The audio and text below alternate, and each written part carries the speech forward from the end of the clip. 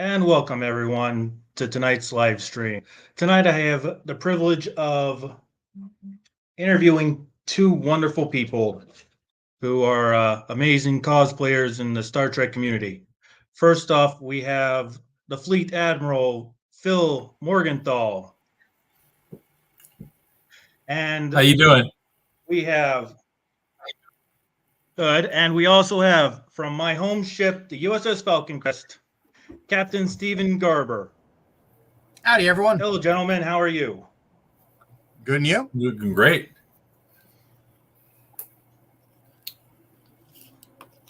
It's a pleasure to have you two here tonight.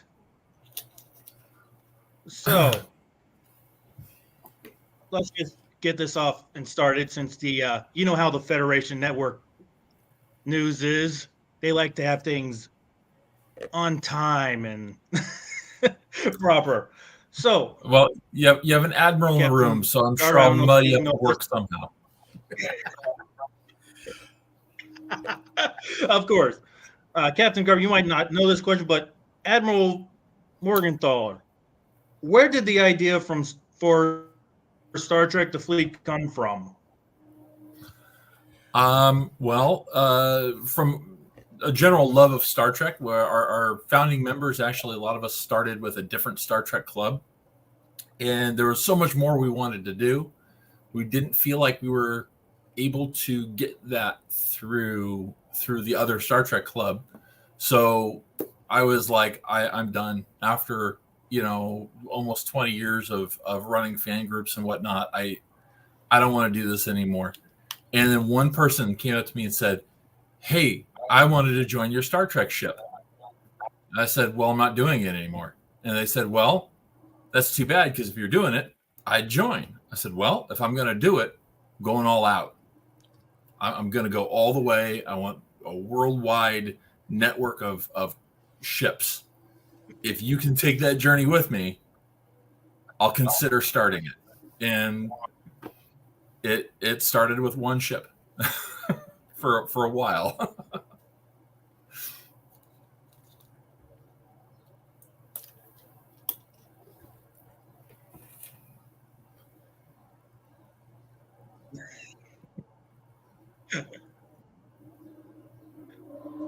So, to that, how long has the group been around?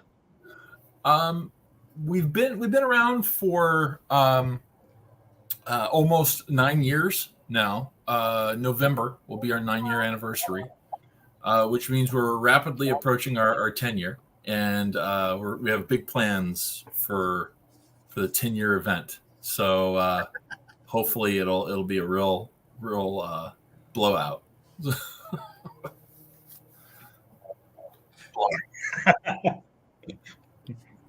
On since you've basically answered number three is how is this group organized? So it's by starships like in Star Trek.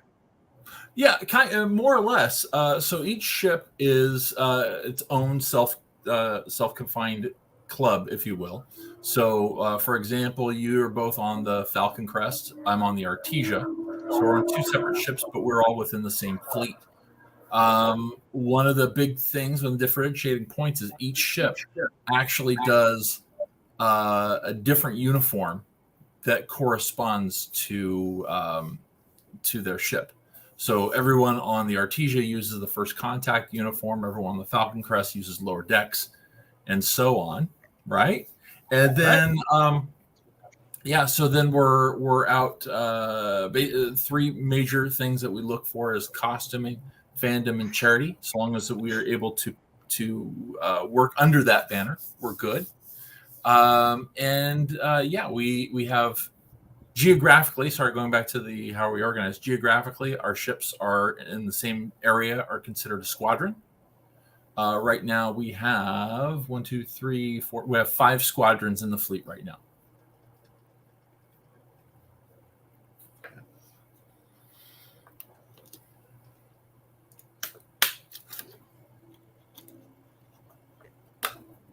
Very cool. So if a person is interested in joining, how do they how can they join? Well, they've got to find their Starfleet recruiter. They have And this to goes for both of sign you. away.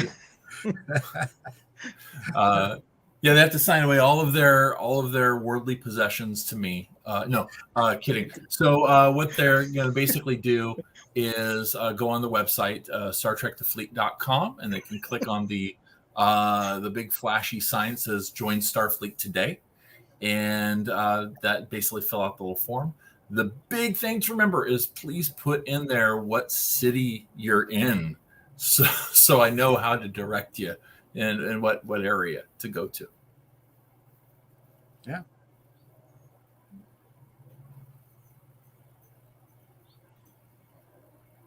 Stephen, how did you find this group?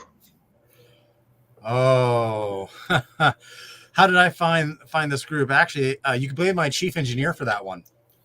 Was formerly the Admiral's chief engineer. Yeah, I stole him. Yeah, I know. The Admiral's a little bitter about that one. But hey, you have a great chief engineer now. No, one of my best friends was a member, and he supported me through another club that I was with, another franchise, another genre type thing. And I started out supporting him with this one. So, and then one thing led to another, and look at me, I get to command my own ship now. And very well he does. Just don't tell the Admiral. Yes, he is a good captain. He hasn't blown up the ship yet, so that's good. Oh, well, there was that one time, but we got that under control last second. That's why we only gave him a Jaeger class. Oh.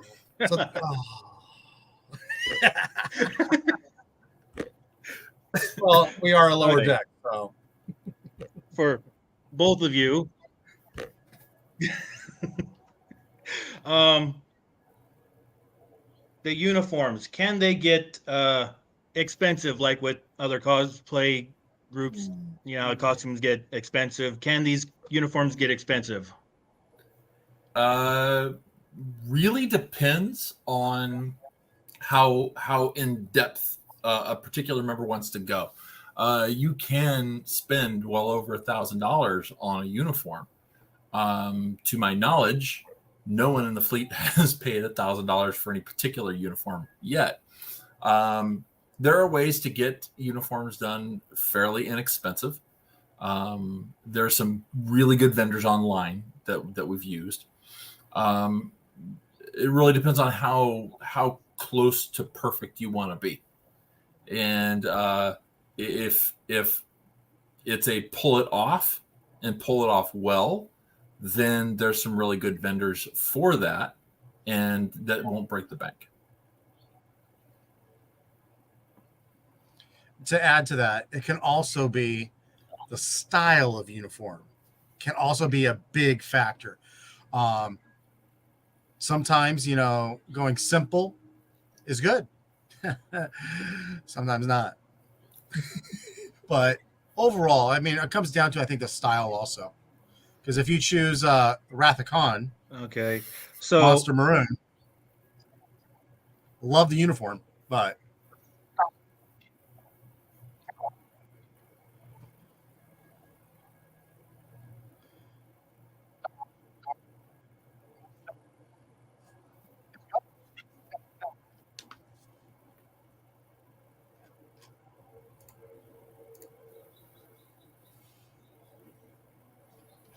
Yeah, I wound up getting the pattern for the Monster Maroons, and we're having a few of our first officers actually on some of the ships wanted to do make it so events, where we're going to get together around sewing machines and just start to learn how to is sew. it my end? I think it's my end. I'm going to be bringing my Monster Maroon for that.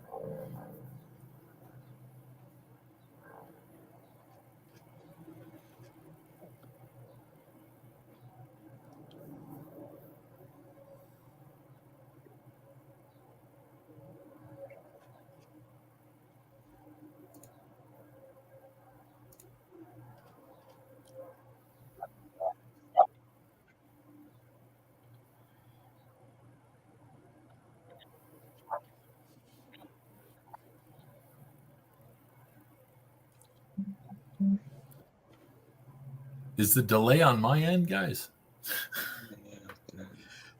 Subspace. Right? Okay. Should probably have my chief engineer look Let's into that. see. Now, most of the ships are located in California, correct? Yes. Most. Hold on. Yes. Still. Out of the, No idea. oh my gosh, 14 ships, I think, right now. We having technical difficulties? I think 9 of them are in Okay. California.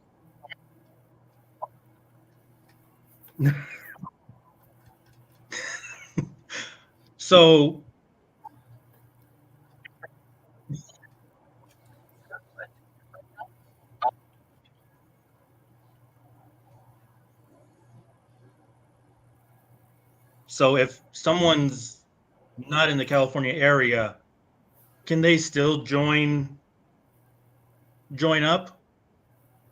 Absolutely. Of course, all are welcome.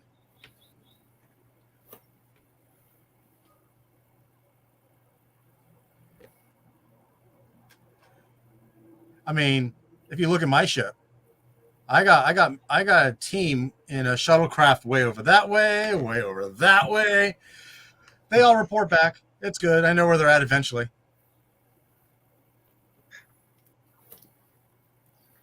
Well, I know that because of you, Stephen. I know.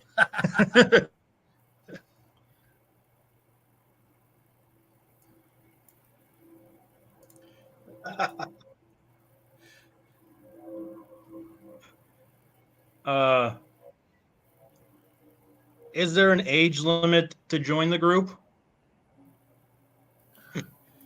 No, not at all. We do say that if there's minors, that hopefully they will be escorted by a guardian. But yeah, we have cadets, we have young members that are actually more active than some of our adult members. We're actually, funnily enough, we consider the junior cadet rank, which is for minors, to end at 15 years old. And we're about to have the first 2 graduates from the junior academy this weekend. Nice. So yeah, so really excited about that over in one of our Las Vegas chapters, the USS Windrunner.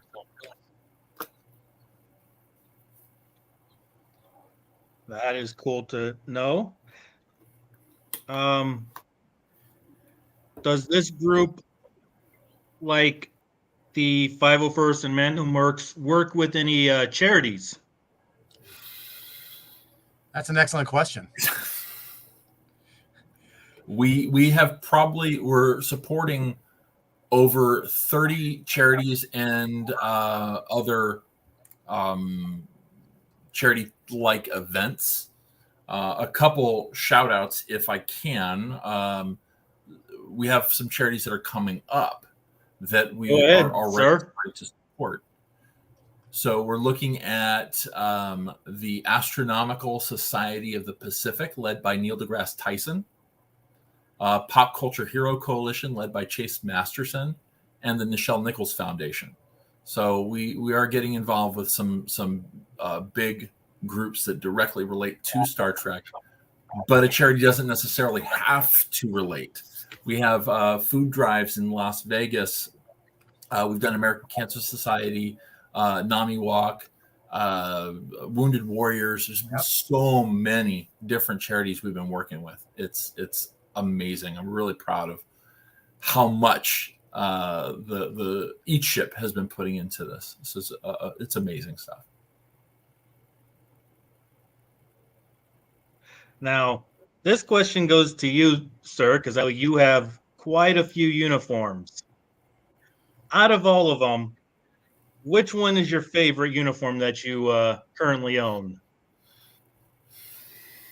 Well, I had to take it off because it was a little hot. But my uniform for my ship the Artesia. It's our first contact uniforms. It's got to be my favorite of the ones that I own. There's also the Monster Maroons, which I don't own yet. That would be like tied for my favorite. That's right. But I have 19 different uniforms.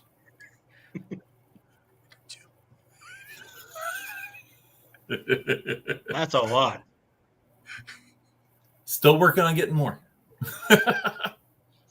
Oh, I only have two dress uniforms. I have the dress uniform for First Contact, and I have the Falcon Crest dress uniform. yes, you do. Only two dress uniforms I have. And Well, so that's very good to know. it's like I have my lower decks, but that Monster Maroon, I love that one. It's I finally have the Yes, I last piece love that coming one in the too. mail. I have the last piece coming in the mail for that one to finish it off. So soon it will be here. Yeah. So, for both of you, how long have you been in cosplaying?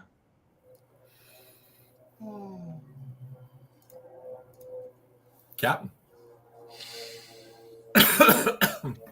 I haven't been doing it as long, but I want to say 2008. I started with a different franchise, actually with the 501st, and then through the years transitioned. But yeah, I would say 2008. So it's all one. It's all fandom. It's all love. I think, Steven, I may have had just only a couple years up on you. Really?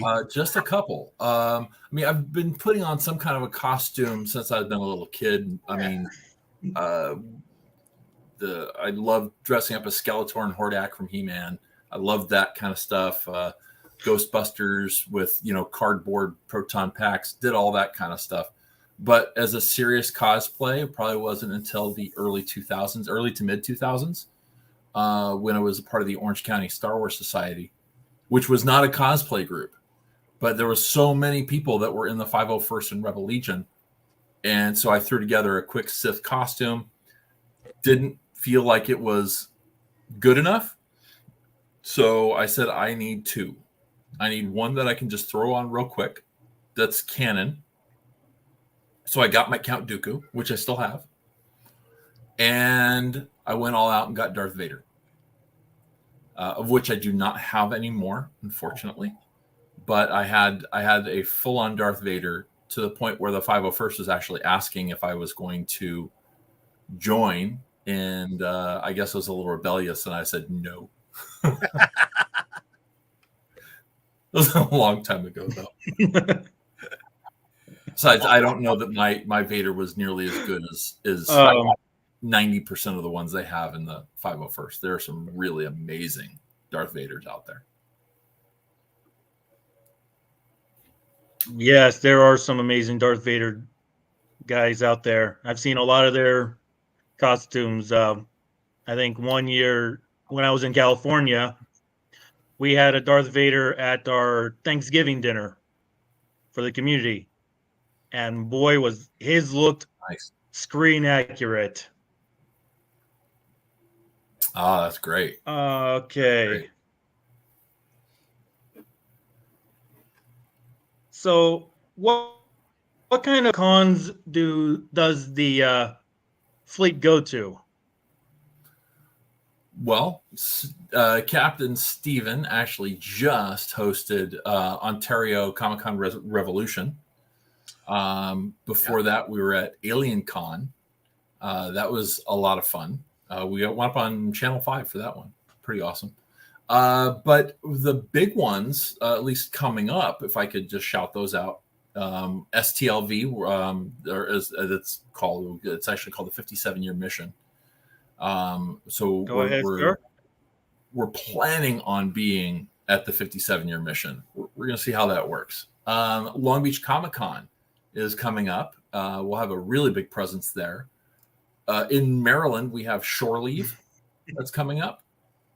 LA Comic-Con in December is going to be huge for us. And also, just in the past for this year, we also did WonderCon.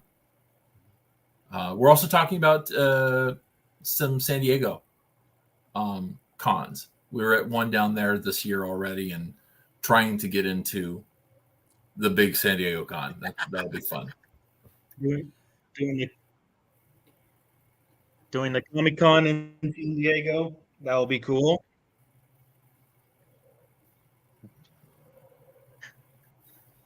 Okay.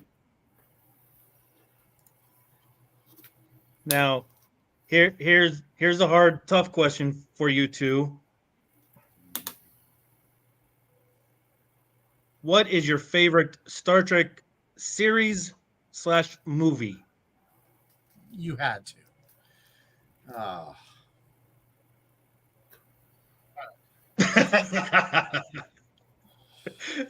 Okay. So I'd say Yes, I did. I went there. I'd say for my favorite series, it's Deep Space Nine, of which when I first started watching it, I hated it. Basically because it didn't have the Enterprise.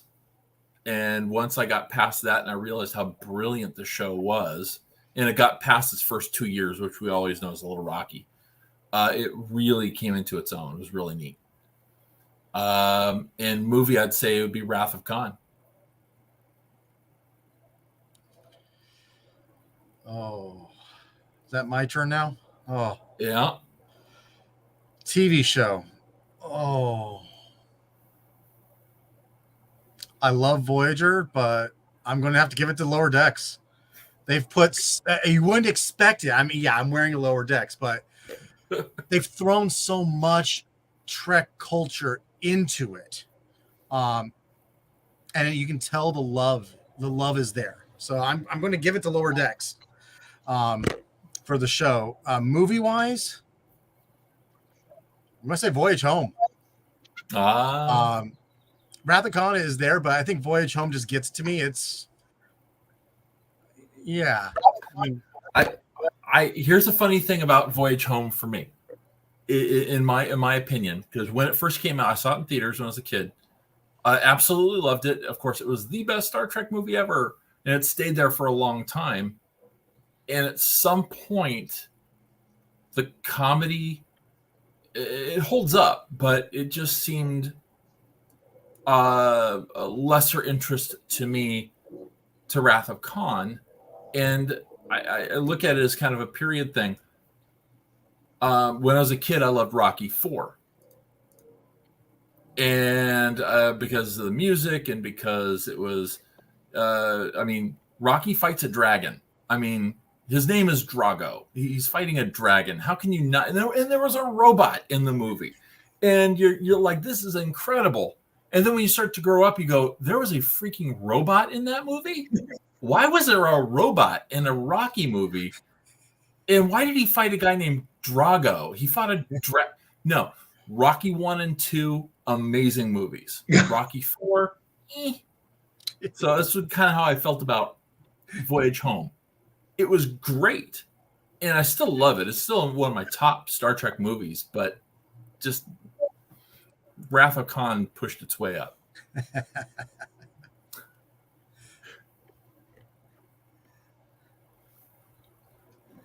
How about you, James?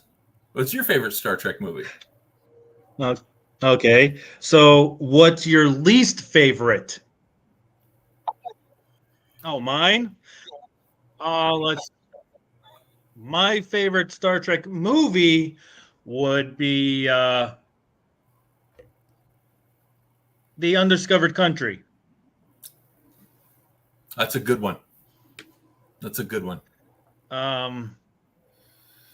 Favorite TV series for me, and a lot of people might disagree with this.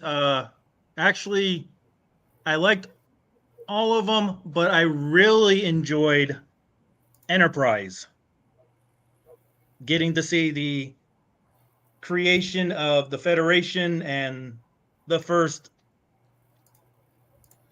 starship Right. I'm just rewatching Voyager or Enterprise now, and really thoroughly enjoying watching it.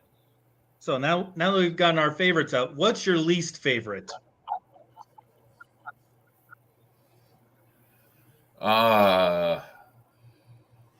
This is painful. Yes. Because I don't want to say anything is my least favorite. I think So that now that we have our just favorites out, what's your least favorite? I think these just fall under the category of didn't make it to the top part of the list. So I like that. Yeah. Movie is Final Frontier. Star Trek V. Just didn't make it. And part of it wasn't Shatner's fault. He had some amazing ideas, but there was a writer's strike, and then they switching special effects companies, and the production was an absolute mess. A lot of yeah. And show, this is where I think people are going to throw stuff at me. My least favorite is Prodigy.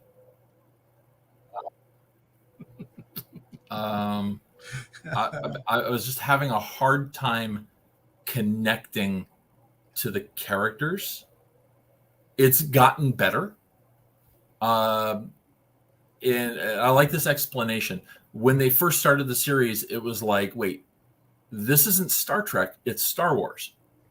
And I like Star Wars, but they're different stories. I mean, there were droids, the Emperor, and General Grievous, essentially, in this cartoon. And I'm like, this is Star Wars with Captain Janeway as a hologram. So she's effectively C-3PO. I'm really not connecting with these characters until somebody told me, Phil, you missed the point. The reason it's like Star Wars is because it's meant to be like Star Wars to get kids interested because they love Star Wars. But if you watch the series, it starts to shift into Star Trek as the series progresses. I'm like, okay, that's clever. I like that. Very clever. My turn. What my chief engineer is calling me. I think I better go that way. No? Nope. Oh man. Movie wise, that didn't make it for me. I'm going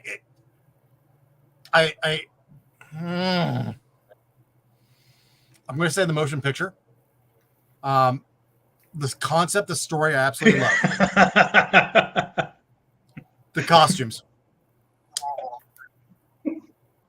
I think it was just the costumes were such a distraction for me. I couldn't focus on the rest of it. I love the music. I love the story that they were trying to go with, but the costumes were just so a departure from the original. It was a distraction for me. I think if they had stayed closer to what the original uniforms were, I don't think that distraction would have been there, and then would have had a different discussion.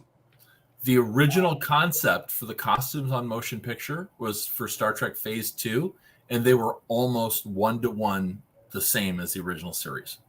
There's almost no difference. Yeah. It was just the 70s instead of the 60s. Yeah. The show that didn't make it for me personally, I don't Very don't cool. demote me. Don't also, demote me. It's okay, Ensign. What you guys do know that the Clone Troopers is in Prodigy. Yeah. Deep Space Nine. Ah! Someone call a medical emergency over with Admiral, please. I think what got me was I loved. I grew up with Next Generation. I remember going over to my grandmother's house, watching that with her, and then loving Voyager.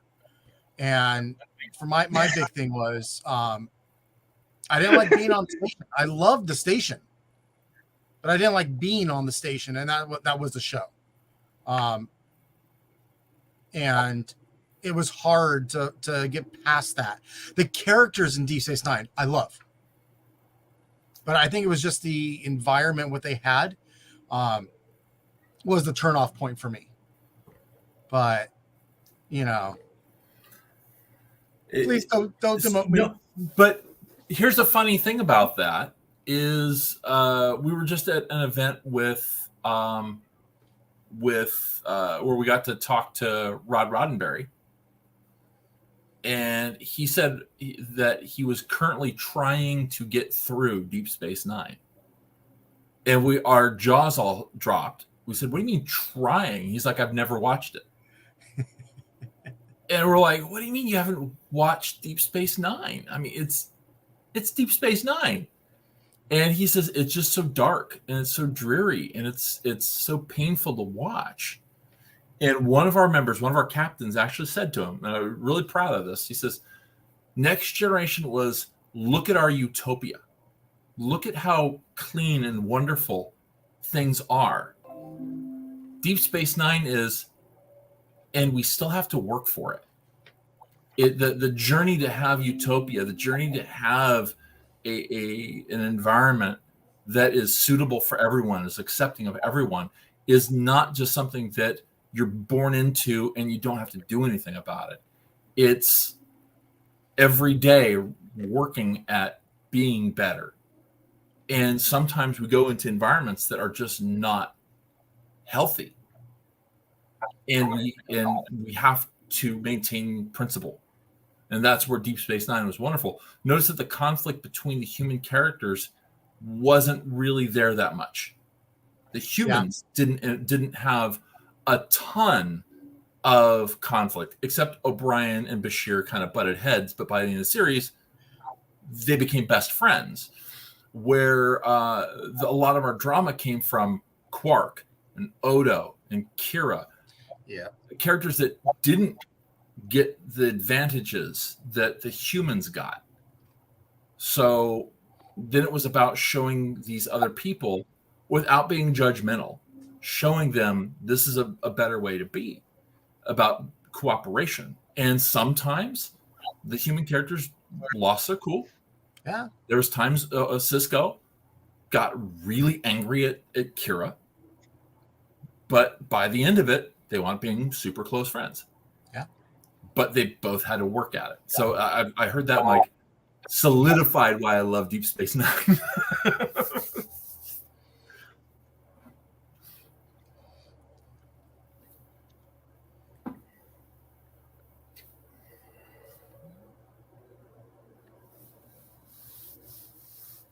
So James, what's your least favorites?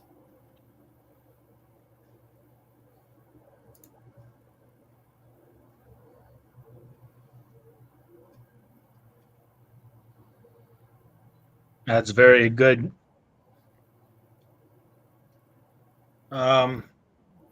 So since being with group, my least favorite, let's see.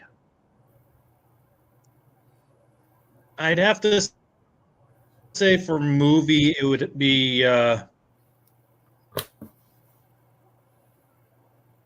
Star Trek V.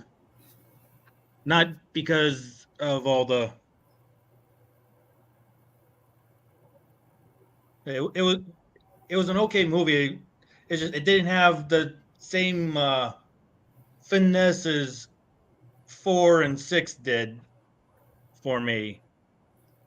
Shatner did do a good job at directing it, especially bringing in the toilet. That was a very, very cool thing, bringing in a toilet into space. I have a guy for that if you need anything. Series-wise, that's a tough one because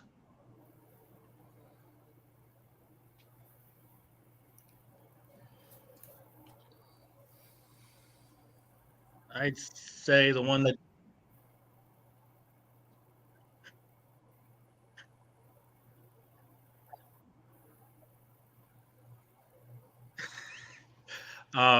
would be, for me, probably Voyager. Okay. Voyager, yeah. Voyager suffered from a lot Voyager was the one of. that I didn't really. It was a great series. It just I didn't connect to it like I did with TNG and Enterprise. Yeah. I think that Voyager suffered from a lot of executive meddling. Yeah. It had the potential of being an absolute amazing show. It could have been better than Deep Space Nine, but because the executives, I won't name names, but his initials are Rick Berman, would constantly hit the reset button at the end of every episode. Okay. So you have an episode where the ship gets completely trashed. And this was early in the series where the episode where the baby is born, Wildman.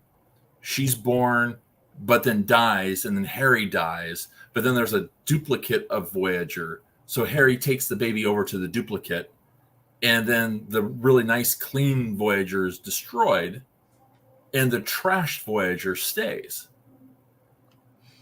And if you think, oh my gosh, the ship is trashed, they're 75 years away from home, how are they going to fix the ship? The answer is tune in next week, where the ship will be fixed off screen. And it was like,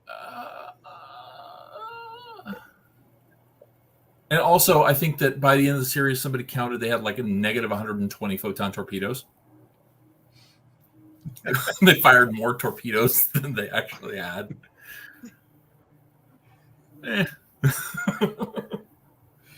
Well, they had that factory in the back, it's all good. They said specifically there's no way to replenish them. They made that a plot point in a few episodes. Well, in those other episodes, they found a way. Off screen. That is true, sir. Problem. But the actors were phenomenal. Kate Mulgrew owned the ship. Robert Picardo was amazing as the Doctor. You really felt for a hologram, Robert Beltran was so incredibly wasted in that role. He's a really good actor that they gave him almost nothing to do. This is the first time that we had a first officer that was almost pointless. The whole Maquis thing had the potential of being a major plot element, but they said, well, we already have Deep Space Nine, where you have the Bajoran, you have the Maquis and the Bajorans there that are conflicting with Starfleet. So why would you have conflict between the Maquis and Voyager crew? I'm like, well, the reason is because you put them on the ship. You made it a point, and we get a couple episodes of them fighting, and then they're all good. And the ending got me too. Yep. The ending just really hurt me. Yeah, that ending, I felt like they could have done one more episode just to cleanly tie it all together, not just flying off into the sunset. Well, I mean, they barely even got to fly off to the sunset. They got the camera turned and they rolled credits. And you're like, oh. But I mean, look at how they ended Deep Space Nine. There's a 2 hour, they both were 2 hour episodes. Okay. They're basically the length of a movie. And the Deep Space Nine wrapped up the war in the first half. And in the second half, we tie up all the loose ends. And it was, I get choked up every time I see the end of Deep Space Nine. Voyager, they didn't get home on their own merits. They had to have somebody from the future help them. And I'm like, cheat. Anyway.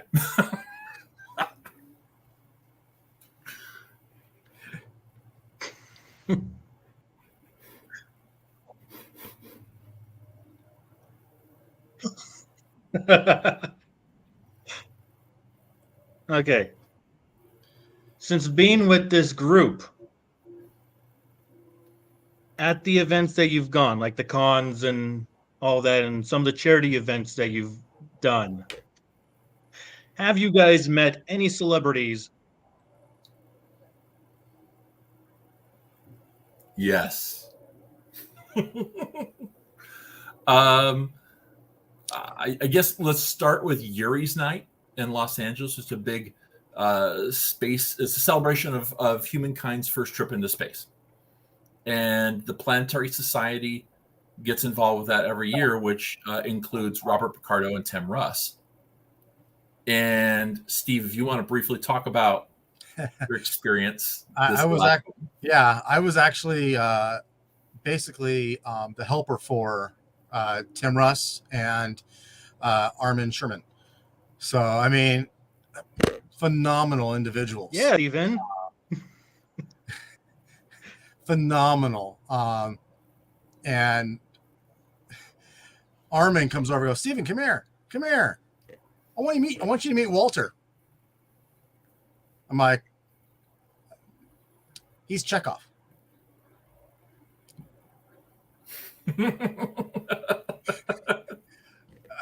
Amazing, down to earth men that love what they do.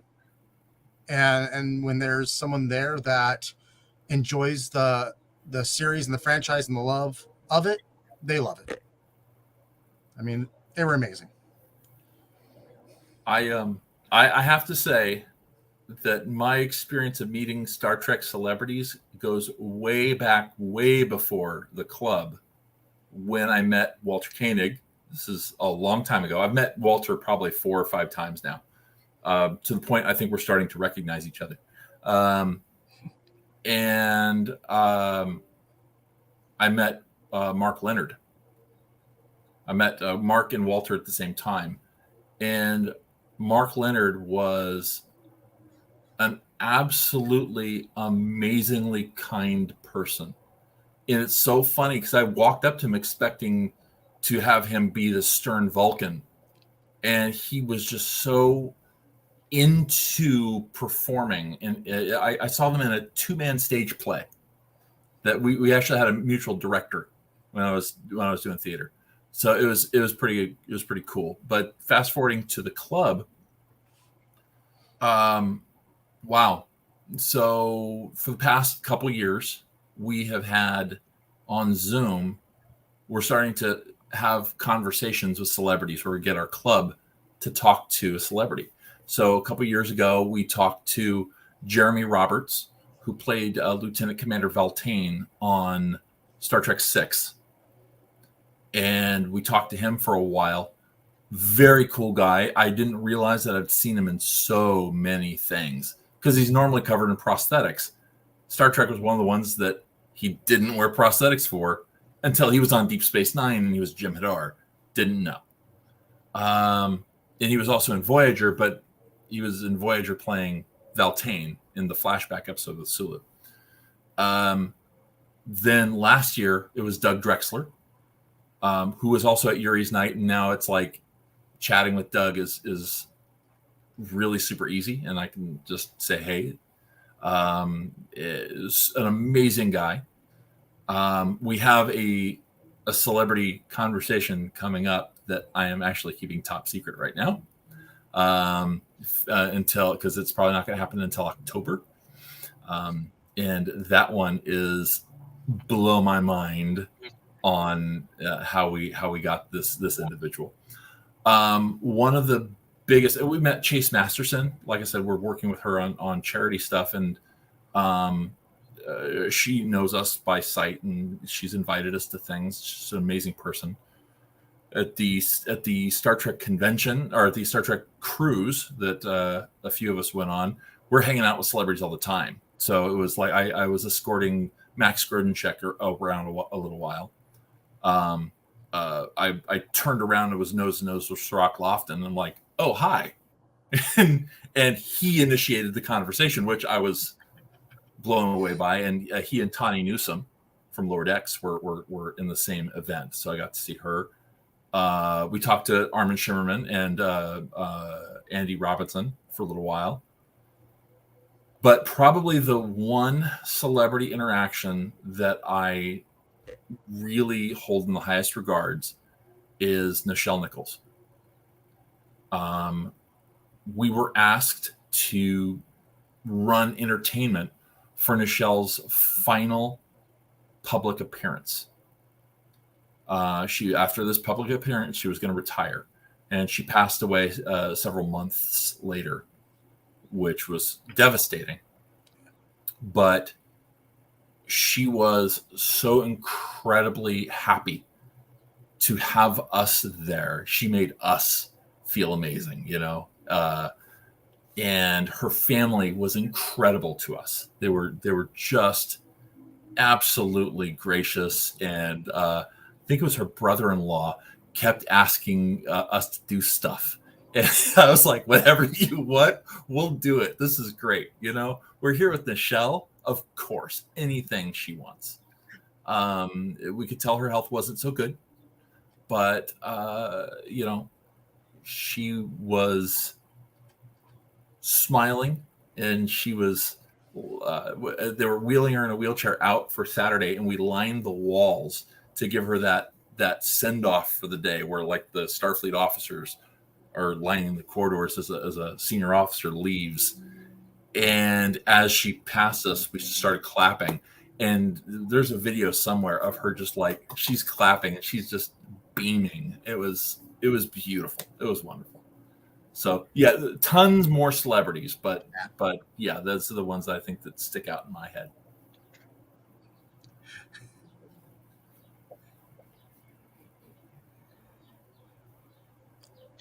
That's very cool. Actually, along with yours, Phil, I actually got to meet Nichelle Nichols at one of her last conventions when she was at WonderCon, and I got to do the picture with her. Her daughter was the one helping, and Nichelle was so kind and so nice. Her daughter was so friendly as well. It was just such an amazing moment getting to see her and getting that signed picture by her as well. You could tell even then her health was not the greatest. Yeah, it's a shame. So It was, these last two we questions, knew we were going to lose her at some point, but it was still sad when we did.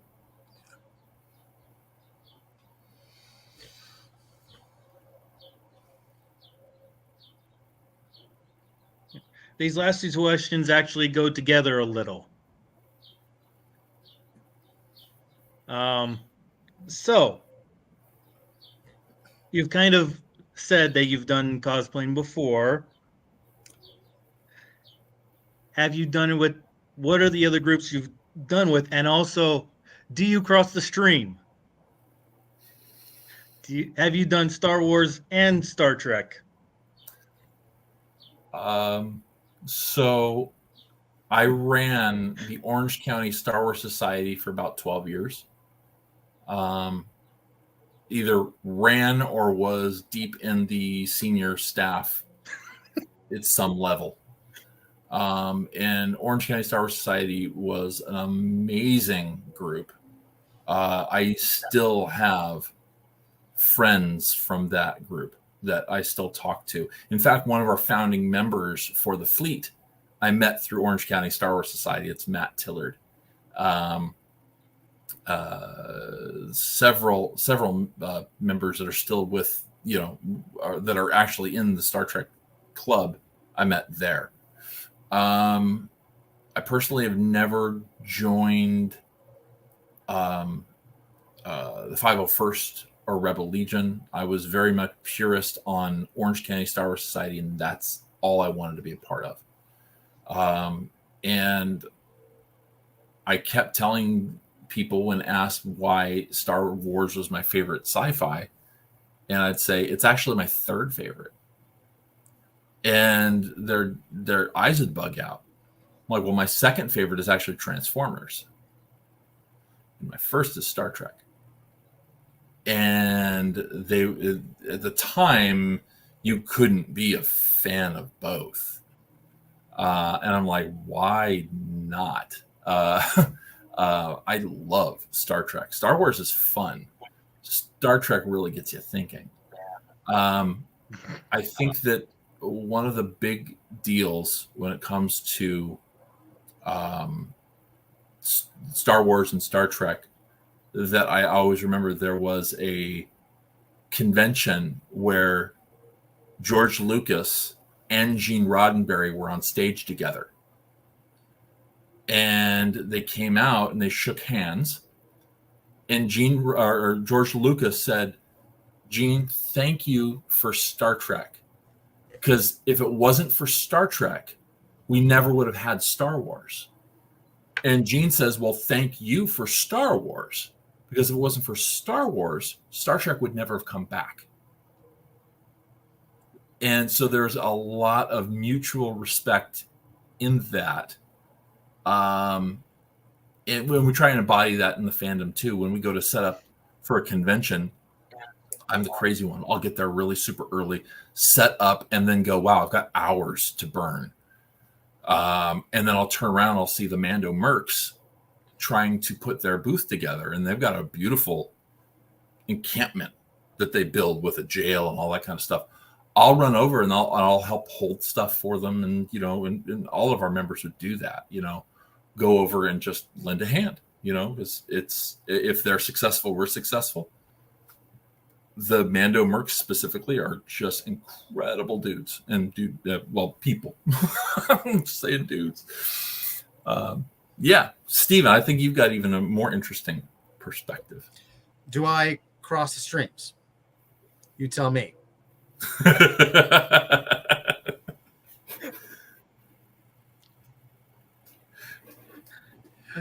That's my yeoman. His name's Porgy. I started out with the 501st, then joined Rebel Legion.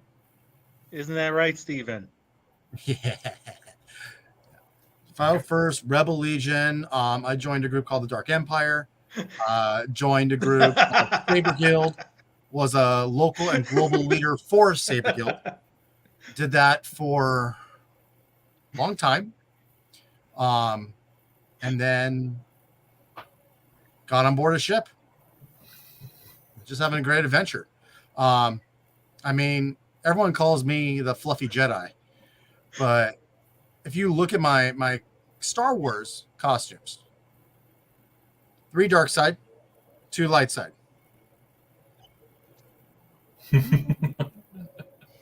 And I was working on a 4th dark side. But wow. Yeah, I was working on an Inquisitor. But oh wow. Yeah. But it is what it is. I love what I'm doing. And then this guy follows me around everywhere I go, so it's okay.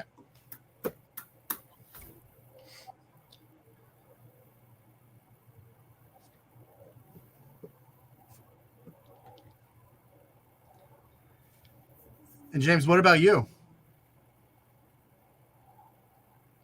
Because I know the answer.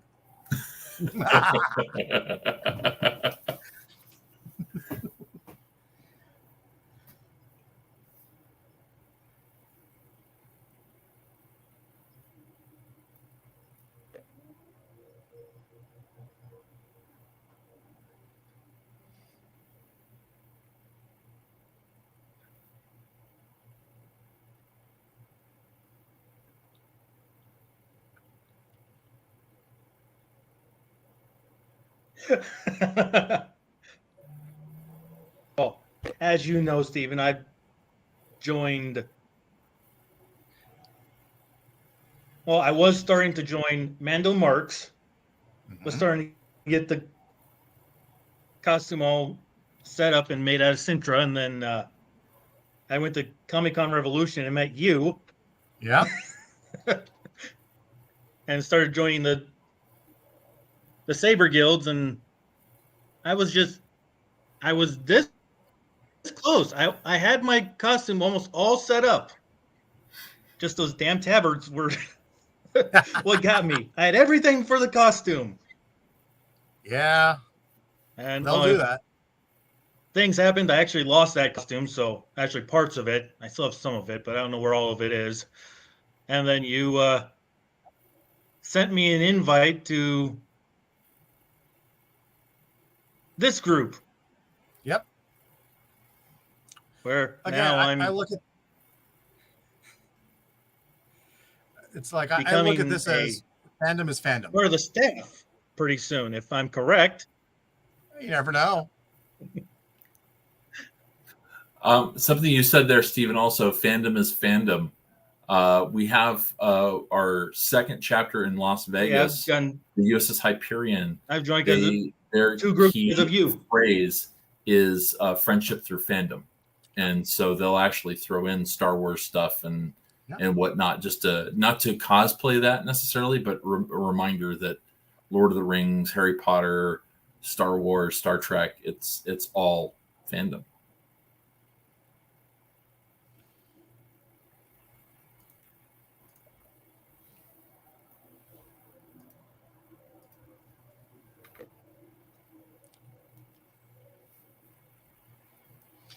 You know, the thing, you know, just to piggyback off that, the Federation That's very concept true. where everyone is welcome. It's the same thing.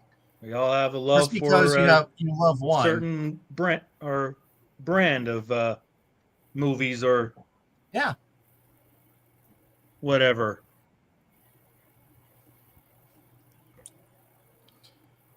Well,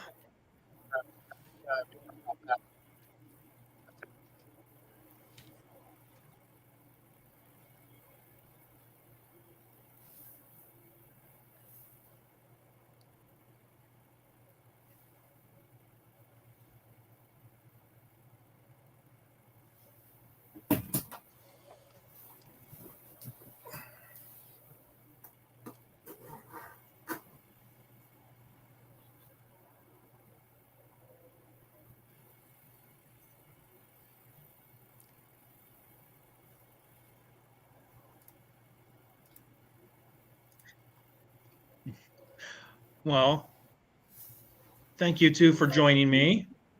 It was this was a very good interview and very good conversation. Before we close out, does anyone in the chat have any questions for the two Starfleet officers?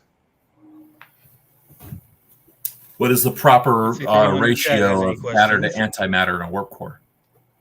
I have no idea. My chief engineer would know. I'm honest about it. That's basic. You can't graduate Starfleet Academy without knowing what the intermixed ratio of matter to antimatter is. Why do you think I'm on a lower decks? I mean,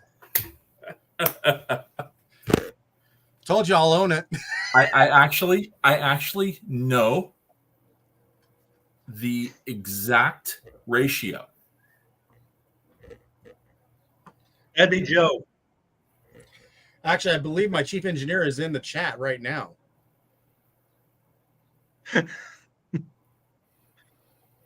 Would he be able to answer it? Well, that's engineering stuff. That's not command or tactical.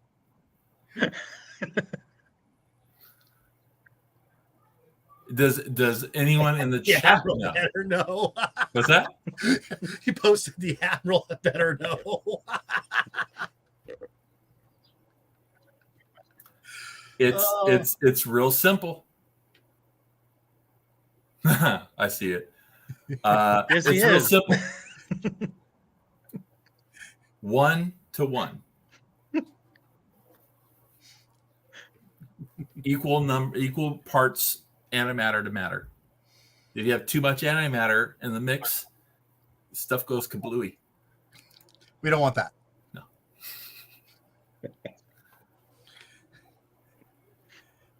I mean, as it is, my chief engineer did beam my warp core to the convention and stranded my ship. So there's that. I hate when chief engineers do that. Yeah. Notice the Artesia has not had those problems in a while. I sense a theme here.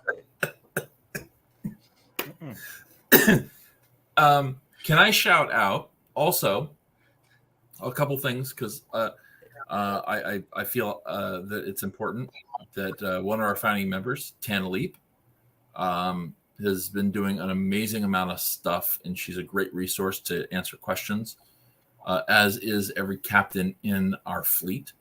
If you ever have a question, they're really good to work with. Also, sorry, I had another thought on my head. I forgot. It'll come back to me. Yeah, and it turned green. Oh, wonderful. Okay. How many end up in red shirts in the group? Now, okay, wait, hold on. So when you say red shirt, are you talking original, or are you talking yellow for current? I mean, there's a difference there.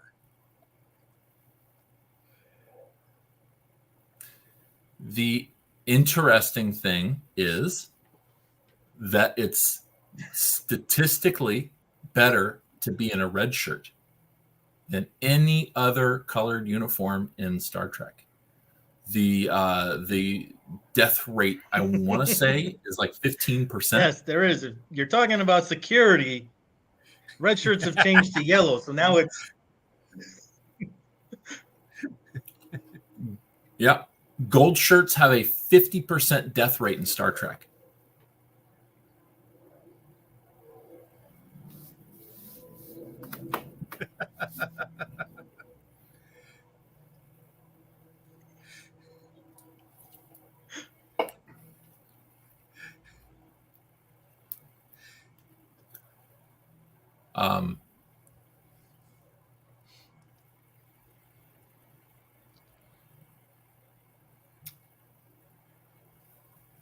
What other questions are out there? very true, Joe. Very true. He said it.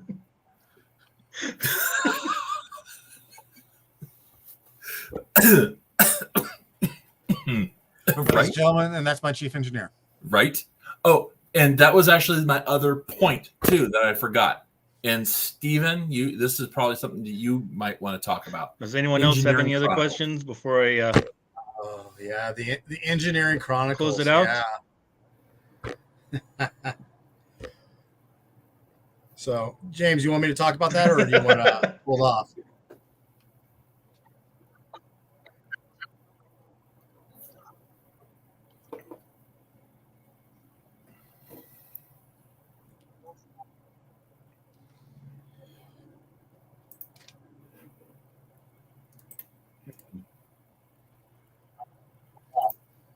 Yes, let's talk about that.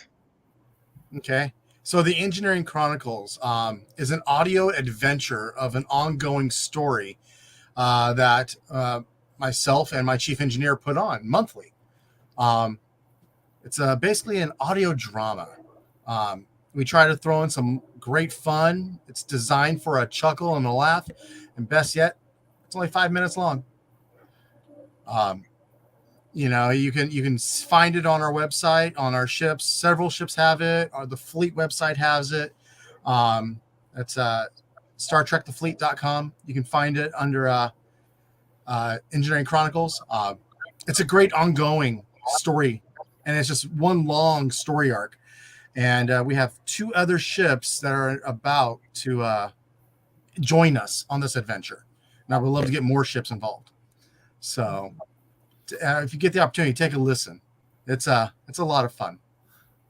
I think one of the things that gets me about Engineering Chronicles, besides the fact that I really enjoy listening to them, it is that entertainment and performance is starting to translate to other ships in other ways. Yeah. One of our ships just did a class change, or is in the middle of doing a class change. They're very on funny. Ship.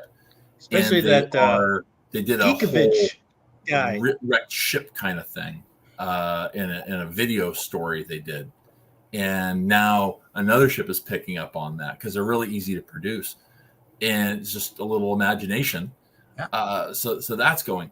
We also have members that are doing writing groups where we're doing fanfic writing. Another creative thing is right now we're in the middle of a contest for a club patch that would go on the back of like a bomber jacket. And we've gotten, I think, 5 entries so far, and we have more coming. And just everyone doing a lot of creative work and letting kind of artistic juices flow. So it's really great stuff that we have going on to try and tap into members' creative selves and be expressive. So yeah, getting to do a lot of fun stuff.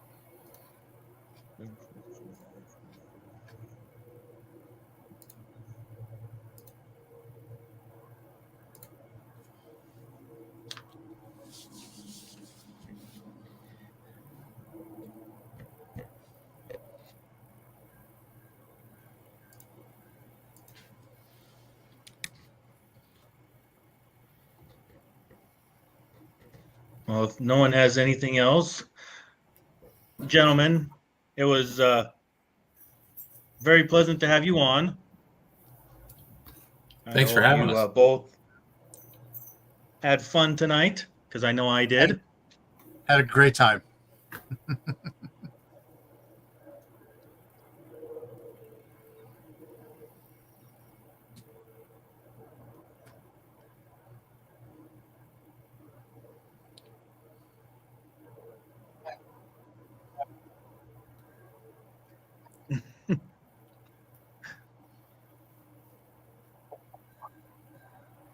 Well, thank you for accepting. Thank you, everyone who decided to come. For those of you who are here, make sure you did hit that like button. Also, to those who are rewatching this, if you're new, hit that like button, and also hit that subscribe and the bell so you get notified whenever I go live or drop a new video. So, as Ambassador Spock would say, there it is. Live long and prosper. Have a good weekend, everyone. Bye all.